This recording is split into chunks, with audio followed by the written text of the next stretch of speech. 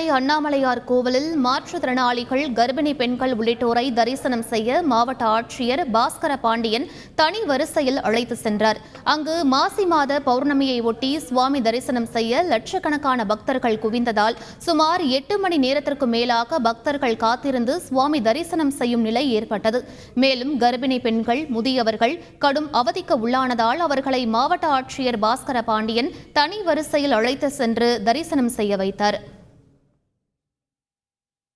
வருகின்ற பக்தர்கள், கைக்குழந்தையை வைத்திருப்பவர்கள், மாற்றுத்திறனாளிகள், வயது முதிர்ந்தவர்கள் ஆகியோர்களுக்கு தனி கியூவாக அவர்களை உடனடியாக அமர வைத்து அழைத்து சென்று அவர்களுக்கு தரிசனம் வழங்கப்படுகின்றது.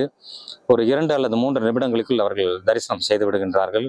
எனவே வருகின்ற கைக்குழந்தையோடு வருகின்றவர்கள், பாலூட்டும் தாய்மார்கள், கருவுற்ற பெண்மணிகள், வயதானவர்கள், மாற்றுத்திறனாளிகள் ஆகியோர் அனைவருக்கும் தொடர்ந்து ஒவ்வொரு பௌர்ணமி அன்றும் அவர்களுக்கு தனியாக உடனடியாக தரிசனம் செய்வதற்கு ஏற்பாடுகள் தொடர்ந்து செய்யப்படும்.